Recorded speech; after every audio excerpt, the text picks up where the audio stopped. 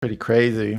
Well, it comes as no surprise that there's always like protests going on in France. And what was that Where, one? It was like previously there was some news like when Liverpool won the Premier League, like in football, and there yeah. was like a car that ran over a lot of Oh yeah, a lot of let's the say football fans. Yeah. fans. Yeah. But this is another example of this was the Champions League final where Paris Saint-Germain, the hmm PSG, known to the rest of the world, Paris's like most famous football team, like Yeah. France's most famous football team, Yeah. and they actually beat Inter Milan 5-0. Wow. And then there was a complete riot. There's been Yeah, riots. Let's see if I can go through these notes of like, because the thing is this went into conjunction with a bunch of other stuff because everything was just exploding right now in France, in Paris. that's Um, crazy. firstly, for some context, right prior to this happening, um, back in June of 2024, there was a snap legislative election, right, and a hung parliament. This goes back to what we were talking about before, about how this is constantly an ongoing factor now that you're getting these snap elections. Might have to put the The volume down a down. bit. Um, so Macron dissolved the National Assembly after his centrist coalition's defeat in the European Parliament election, where the National Rally Party, who's more considered, hard right, this was Le Pen's party, they won 30 seats. A snap legislative election on June 30th and July 7th resulted in a hung parliament, with the left-wing New Popular Front securing 193 seats, Macron's Renaissance 166 seats, and the National Rally Party, Le Pen's party, 142 seats. So no bloc achieved the 289 seats needed for a major majority, sparking political instability. So this is where everything is starting, because everything is going to lead up to this. Yeah, So the government resigned on July 15th, 2024, but it remained again in a caretaker role as negotiations for a new prime minister stalled.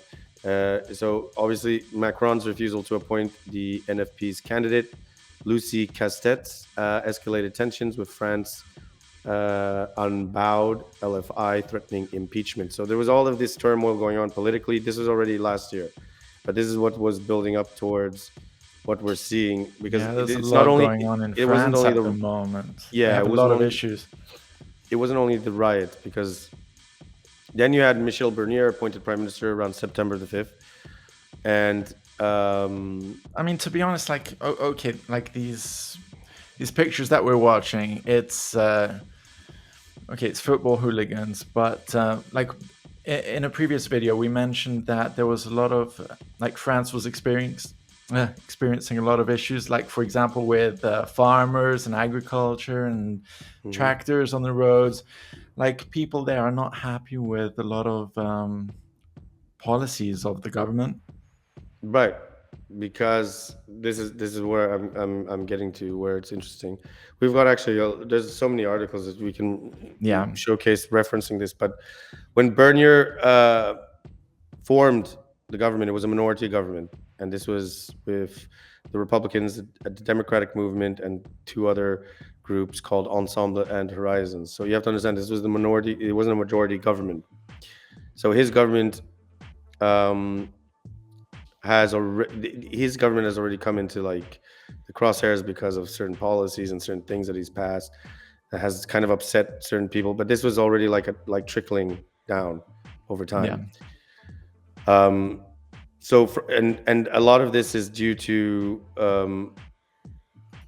especially the political pushback against some more right wing parties that are contesting like the establishment, or the previous traditional parties that have been leading. And so ever since this period, Bernier's yeah, government then collapses in December 2024, right? And that was because Bernier Barnier used Article 49.3 to pass a social service financing bill without a parliamentary vote. So this is already where chaos started erupting from the get-go, prompting a no confidence motion by the NFP and RN. RN is basically Le Pen's National Rally Party, and the NFP is basically, I think the NFP is the Yeah. original National Front Party, if I'm correct. If that is Le Pen has been going on for a while, right? Like trying to National Freedom. No, that's get it. I just want to be accurate because all of the translations are and the New Popular Front. Sorry. So yeah, it's. Okay. I was going to say National Front. So it's the New Popular Front, which is actually a center-left party, and sometimes it's considered to be far left, just like the National Rally Party is considered to be far right, whatever. So, um, so by December the 5th, the government was toppled, and it became the shortest termed tenured administration in the Fifth Republic's history. That was 90 days. So France hasn't had it's been very shaky since these snap elections. Yeah. France was facing a lot of uncertainty without a 2025 budget. Okay, this raised concerns about the public sector payments and EU relations. And this affected Greece because of the borrowing costs that were briefly exceeded by Greece. That signaled economic strain. And Yeah, that now was we with get the bailouts, wasn't it? yeah, and now Like we the get to the loans they gave. March 31st of this year, where Marine Le Pen was convicted due to embezzling 2.9 million euros in EU funds, receiving a 4-year sentence, 2 years, which would be like under electronic tagging, I guess, like with one of these ankle things, Yeah. like home arrest type thing. Seriously? Yeah, and a crazy. 100,000 euro fine and a 5-year ban from public office until 2030. So Le Pen called the verdict politically motivated and announced an appeal. How did she get that money? I'm just curious. Like, well, they claimed it's alleged that she was convicted of embezzling 2.9 million euros. This is probably through deals, through trade. I don't know. okay.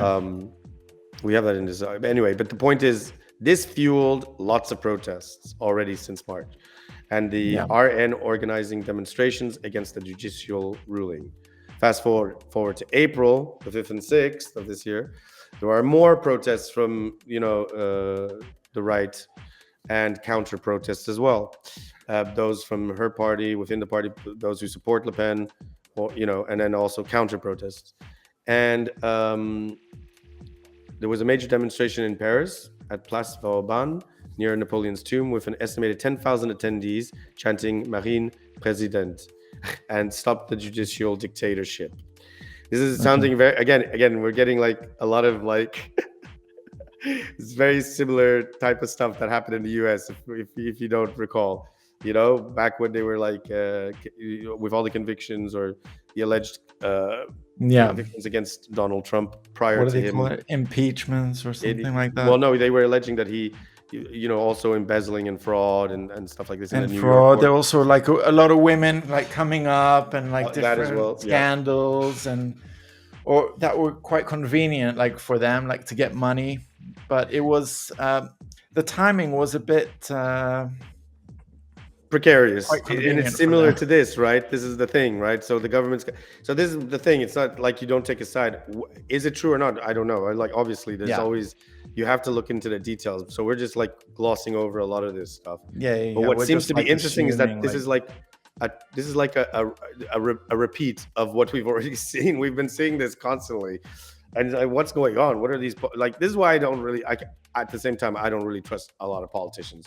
I trust them as much as I can throw them because they're always they're all engrossed and involved in something, right? And the fact is, if you think like, oh, only Le Pen, whether or not it's the fact that she did, please look at some of these other politicians. They're all involved in some sort of business dealings and stuff. Now, whether or not they're legitimate, I don't know. But the point is, it does happen. In any case, there was a counter protest by leftist groups, including the LFI and the Green Party. They drew 15,000 people to the Place de la République, And Macron's Renaissance Party held a rally in Saint Denis, accusing international figures like Viktor Orban and Donald Trump of interfering in French politics. So all of this was going on, and fast forward May 1, and we know what May 1 is. May 1 is the May Day, Yeah, and of yeah. course in France, when there's an excuse to get out there and burn things and protest, they do it. It's gonna go France will nuts. protest anything. So May Day was crazy. Yeah. And these were the Labor Day demonstrations in Paris, which included clashes with police, protesters using smoke flares as usual. And this was, yeah, nothing special there. Fast forward June 1st. Now we're getting to the crux of all of this. We needed to give you some context of how this all like played out, where Paris Saint-Germain's Champions League victory led to the chaotic celebrations, as you just brought up, with hundreds arrested, and one death in a traffic incident, and another person stabbed. The celebrations on the Champs-Élysées were peaceful by day, but nighttime, as we all know, this is why they always say, like, if it goes tonight, you should reinforce the police and barricades and stuff because it's going to get bad. But the daytime, Yeah. oh, it's all good, but just watch out because at nighttime that's when the crazy comes out, and that was Kind of where feel they sorry for messed like up. civilians in the city, like with Who all got these caught like up in the mixing, yeah. riots and like dangers. You just have to be in the wrong place at the wrong time. But the nighttime violence highlighted underlying tensions between police and disaffected youth. This obviously is also politically motivated because it's all interconnected, Um, June also, posts from X from late May to early June claim Frexit protests in Paris, with thousands reporting tearing down EU flags and demanding France's exit from the EU. Headlines suggesting Macron's government is on its knees. These claims lack corroboration, obviously, from major news outlets, though take that with a grain of salt, and no specific date or location. So there's this going on, which is obviously attached also to previously Le Pen, who Yeah. is a big proponent of being an EU skeptic and also making calls for a Frexit. She's the most radical, well, the most famous, Vocal person towards this. Yeah. vocal, outgoing. Like if there was a Trump in France, it would be her. Well, this is yeah. Essentially speaking, she kind of aligned with Donald Trump, though Donald Trump never like in did the align first with term, I think. Donald Trump never aligned with their party, or I think accepted, Mhm. as I can recall, just because their party, unfortunately, still at that time. That's why they used to be called the National Front, which unfortunately they had a very unfortunate connection traditionally to some, let's say, curious movements, and this is It's because always like Marine Le that, isn't Pen, it? yeah, Marine Le Pen's father was kind of established the National Front, Oh and yeah, the name yeah, itself that's right. has these connotations to neo-Nazi and But to far be right type honest, like it movements. wasn't she wasn't extreme like her dad, right? But just by association, because That's the thing though. Like you're marked by association. That's why they went through this whole sort of facelift and image change. yeah, They changed the name completely and everything. Where people like a will say rebranding. that this is just trying to hide the reality, and that there's still extremists and such, but it is what it is. So Yeah. you had the to put a end to this whole thing. You had obviously the football hooliganism coming out. By the way, I just want Um, to point out that in this picture, there's Macron of France, and you know who this is? I don't think it's his wife. it's the It's president of of the of Europe. EU, EU, yeah, yeah. It's von der Leyen, Van der Leyen, yeah, yeah, van der Leyen. Yeah, yeah. maybe he got a slap because of Well, she's this. everywhere, But this is lately. So yeah, so that's kind of like what has been happening. So it's basically a boiling point because you had all of these things, and there's still this uncertainty. There's a lot of Yeah. so meanwhile, whilst Macron is pushing for for this militarization of the EU. It's kind of ironic that he doesn't have anything. He doesn't have his shit together in France. France is completely in a Just in disarray. France. Well, I'm no, it's not talking just in about his France, but personal- France is. But the thing is, France is really in a disarray right now. So, and the thing is now also, like we just checked, right?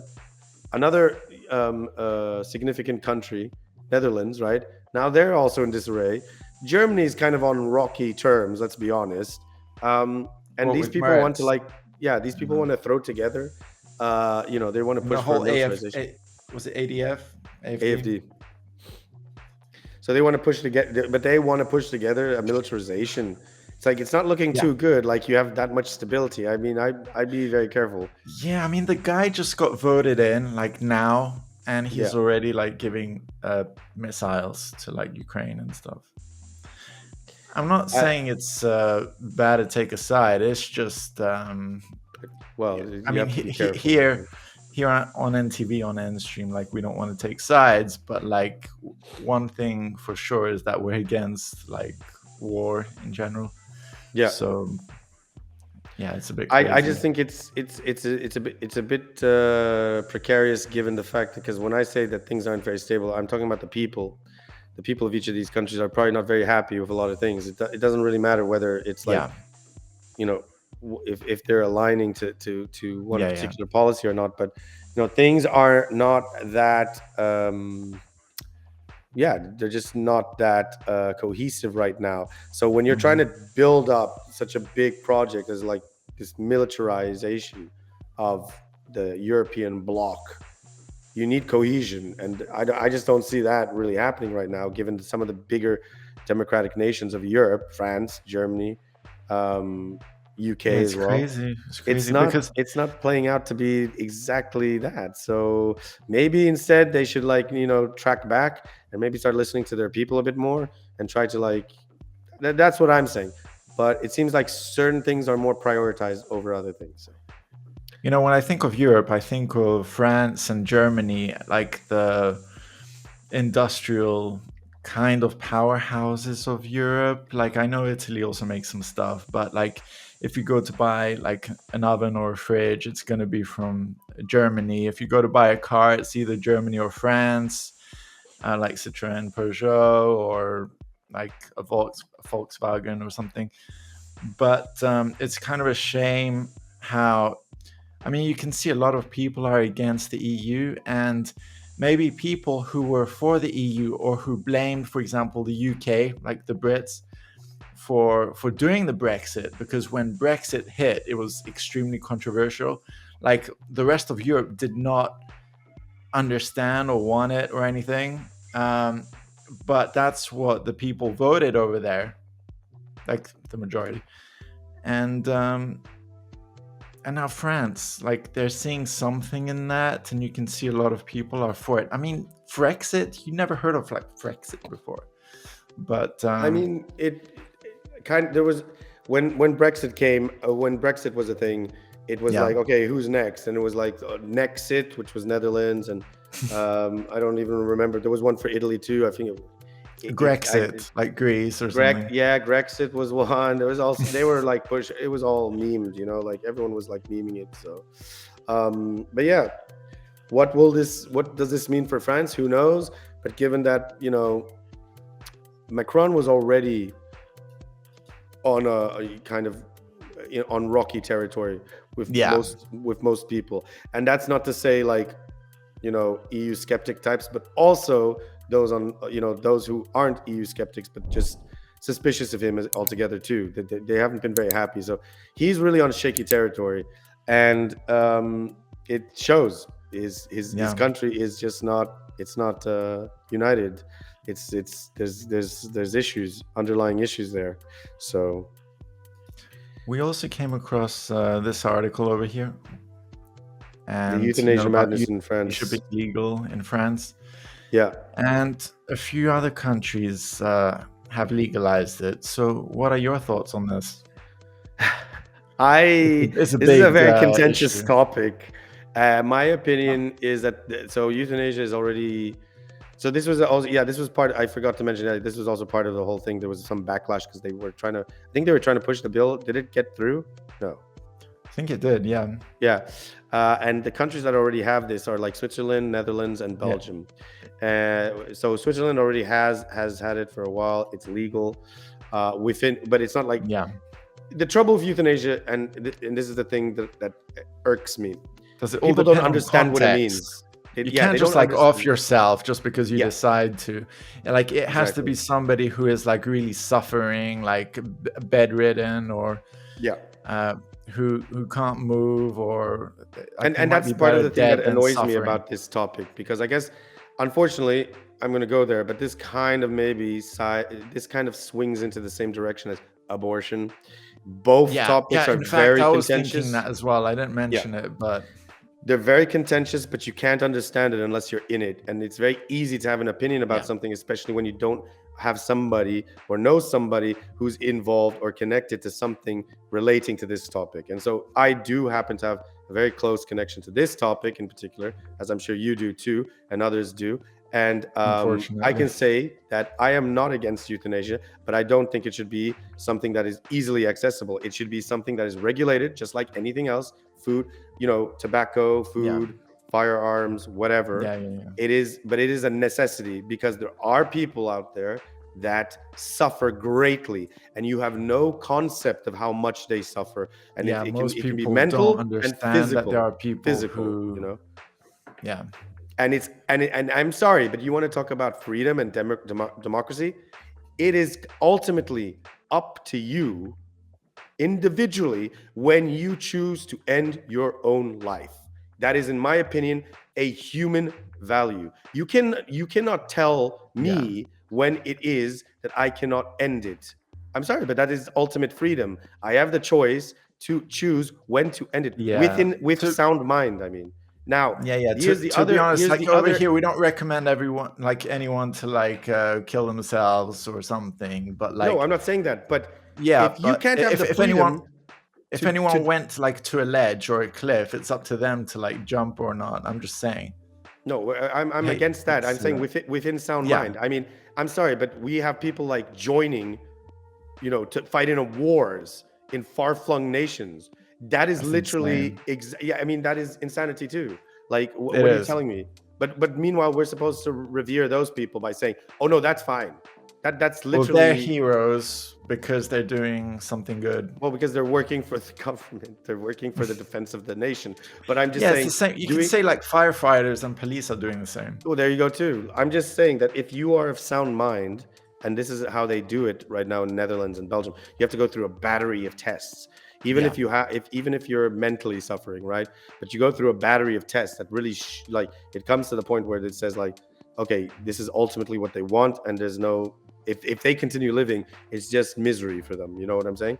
And then yeah. obviously for those who are in physical pain, which it just will never get better. Oh yeah, yeah. My You don't view want is just somebody that. like hurting like every single day of their lives, and Right. And my view is just just that if they're of torture. sound mind, they can choose and determine for themselves. Now, obviously, if you're not of sound mind, that's a totally different thing altogether. I'm not saying that. And that's the problem, is that people just equate this to always like, oh, you're pro people, jumping off a bridge. No. I am pro someone making that determination of sound mind when they choose to. And when you tell me that you don't have that choice, guess what? Well, you're being a bit of a fascist. So get the hell out of here.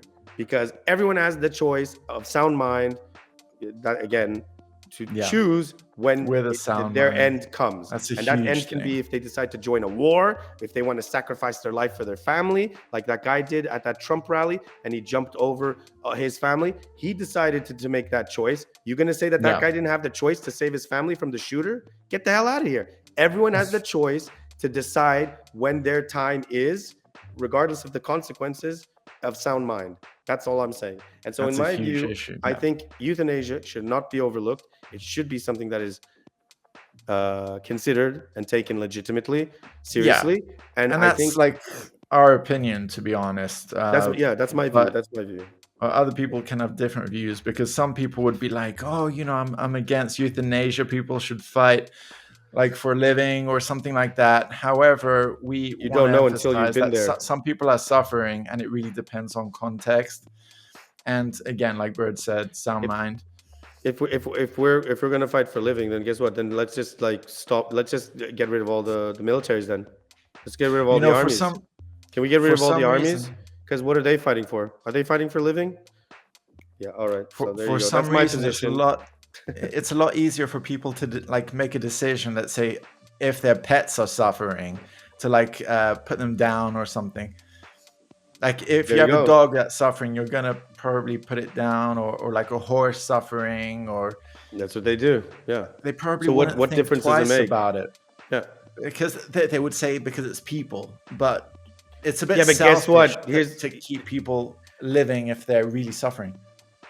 Well, this is going to be earth shattering, but here's a fact. We as a species treat ourselves the worst of everything. So we don't really have a leg to stand Shocker. on if we think we're so special that we're different from a dog being put down. When dogs are considered part of the family, they're considered Yeah. by most people as part of their family, or not only dogs, but a pet. Okay, so get that out of your system. The hypocrisy is ridiculous here. You know what I'm saying? It's where Yeah. it's like, oh, we're so unique and special that the moment it comes into question that that human being can have the choice, to end their suffering. Yeah. I mean, this is part of the problem. There's not even an outlet. They've done studies where it's already shown that in some countries where they have this ability, like in the Netherlands and Switzerland and Belgium, the mental health issues get reduced. Oh The, yeah, the, they the completely suicide rates disregard are reduced those. because just knowing that when there's a person who's maybe not of sound mind, but they're in that Yeah. extreme position, knowing that they have that option, when they try to go through that option, there's all this intervention and interference, and then that person can go on the right track. Do you understand? It's not like an easy access just Yeah. to get, because here's the other thing. When you don't have this, guess what happens? You have the worst outcome possible. The person will actually go in to try to end themselves in Minecraft in the worst possible way. And guess what? That's the worst thing you could have. But having some dignity of ending the suffering, that would be better, in my opinion. But anyway, Yeah. of course, no, we can't have dignity. We can't have anything because we're so in one case we can't have these things because it's we should try living. But you know what? Try telling that to someone who's actually physically or mentally, in the most extreme cases, suffering undeniably. I'm sorry. You can say what you want. You can tell them to believe in God or whatever. It doesn't always work. Okay. Every circumstance, every situation is different. And unless you're in it, unless you know somebody, it's not that simple. So you know what? Maybe Yeah. a bit more humanitarianism and less narcissism, thinking about Some yourself all people the are a time. bit like narrow-minded, to be honest. Yeah. That's my opinion. But that's my view on this. And that was a very nice topic. Well, you asked me what I thought about this. That's what I thought. But Yeah, I that mean, obviously it's an opinion. Everybody has an opinion. everybody kind of went up, in arms about it to some extent, and so that was also a contributing factor to the whole, riots and everything going on.